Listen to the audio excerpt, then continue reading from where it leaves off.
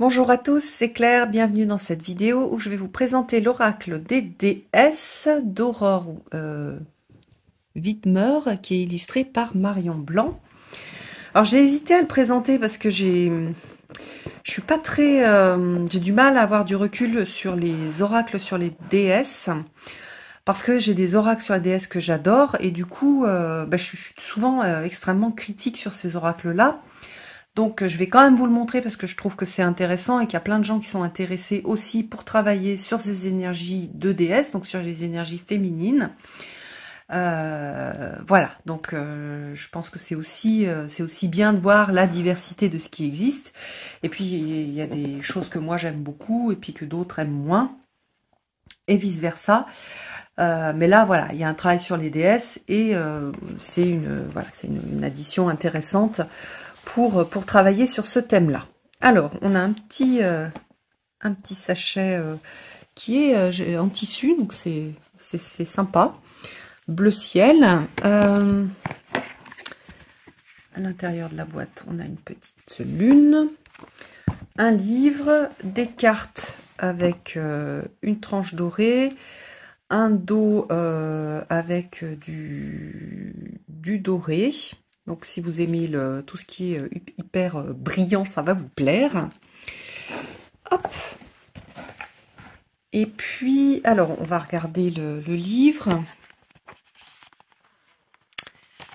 Alors, pourquoi les déesses? Quand utiliser l'oracle? S'installer, se centrer, consacrer son oracle, préparer le tirage, des exemples de tirage. Et ensuite, on a la signification des cartes. Alors, c'est bien parce que c'est un peu plus simple et je trouve que c'est pas mal pour les oracles sur les déesses d'avoir un mot-clé associé qui soit noté sur la carte. Donc là vous voyez ici on a Aphrodite, le féminin sensuel.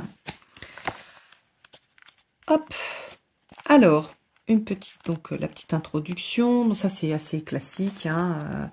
Les déesses sont des archétypes mythologiques et symboliques, porteuses d'énergie puissante auxquelles vous pouvez vous relier lorsque vous en ressentez le besoin. À travers elles, vous pourrez comprendre leur histoire, entendre leurs messages, explorer différentes façons d'incarner leur énergie. Chacune d'entre elles porte, un monde en son cœur et vous pouvez manifester dans votre et que vous pouvez manifester dans votre vie afin de retrouver votre puissance féminine et votre pouvoir personnel.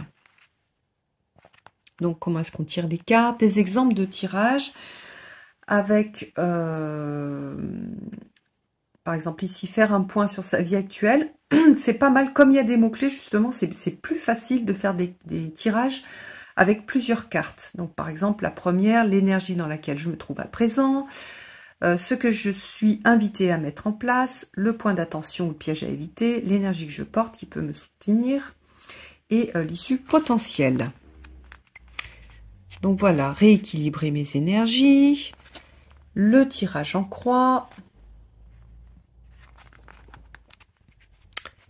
Hop, je vous montre quand même parce l'auteur a écrit, a créé, ou en tout cas a explicité plusieurs tirages. Donc là, la croix celtique, pas forcément, mais je vais pas regarder si c'était conforme ou si c'était une adaptation.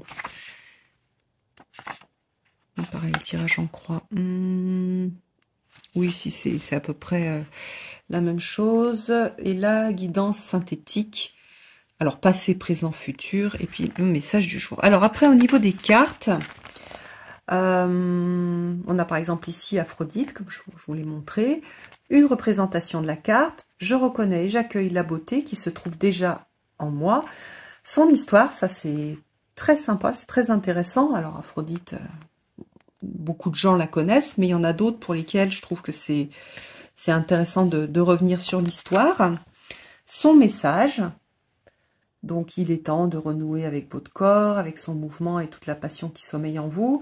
Et puis des explorations, des idées d'activités ou de choses à faire, des conseils on va dire, avec des petites phrases clés. Donc développer la curiosité et les découvertes dans la sexualité, danser, se mettre en mouvement, passer du temps au contact de la mer. Donc ça, c'est pareil, c'est vraiment bien fait.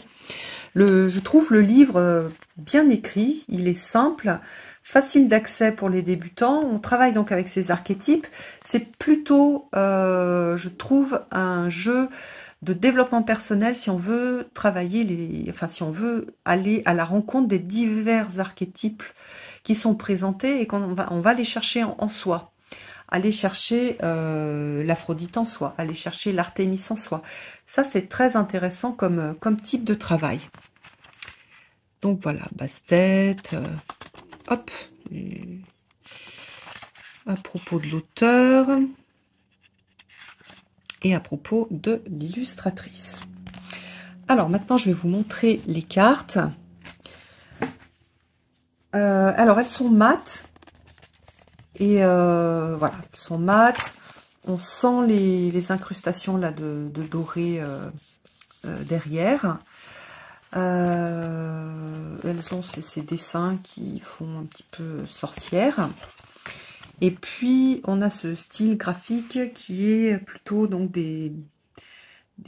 alors, je sais pas comment est-ce qu'on le dit officiellement, mais moi j'appelle ça des aplats de couleurs. Donc, on a des formes avec un remplissage de couleurs uniformes. On n'a pas trop d'ombre, c'est un petit peu sur le corps. Et puis, on a plutôt des dessins, je trouve, qui font jeune fille. C'est pour ça que pour moi, c'est moins... j'ai plus de mal, en fait, à me relier avec ce type d'illustration. Mais je pense que c'est le type d'illustration qu'on voit beaucoup dans les magazines et qui plaît beaucoup. Donc voilà. Alors, il y en a que j'aime beaucoup, par exemple celle-ci. D'autres, je me sens... je suis moins sensible. Voilà. Alors, donc, Artémis, Athéna, Bastet, l'instinctive, Brigitte ou Brigitte, la Trinité, Dakini, la férocité. On va avoir Déméter. Donc, vous voyez que elles ont été, elles sont issues de différents panthéons, des panthéons européens, donc et des panthéons, par exemple ici indiens. On a Epona, Freya, donc là, un panthéon nordique, Gaïa, Ganga, ça fait... c'est asiatique aussi. Donc, l'avantage, je le redis, on l'a vu dans le livre, c'est qu'on va avoir une petite présentation de la déesse. Donc, si on ne connaît pas, on peut se référer au petit texte et c'est un bon résumé, je trouve, sans que ce soit trop long. Parce que c'est vrai que quand on tire des cartes, on n'a pas forcément envie de faire une étude sur l'histoire. On peut la faire après tout seul si on tombe souvent sur la même déesse. Bon, celle-ci, je l'adore. Izanami, je l'adore. J'adore cette représentation, je la trouve très très belle. Junon, Kali, Kuan Yin. Elle est très jolie aussi, Kuan Yin. Lakshmi, Lilith. Alors, Maat, Mamakosha, déesse de la mer. On a Marie, en tant qu'archétype féminin, qui est vu aujourd'hui hein, comme une déesse, parce que c'est du féminin divin. Nout, comme en Égypte. Oshun, déesse africaine. Ostara, Parvati, Pelée, Perséphone, la beauté des arts, Sarasvati. Donc vous voyez quand même que au niveau des titres, alors quand on a la mort symbolique, quand on fait un tirage, ça va peut-être beaucoup nous parler. La beauté des arts, il faudra aller un peu creuser dans le livre. La force créatrice, par contre, là, oui, avec Sekhmet. Séléné avec la lunaire. La dévotion, avec Sita. Donc, il y a certaines déesses avec lesquelles je travaille et pour lesquelles j'ai été surprise au niveau du de l'adjectif ou du nom qui a été mis dessous, mais je trouve que c'est toujours intéressant d'aller explorer comment est-ce que les autres perçoivent telle ou telle déesse.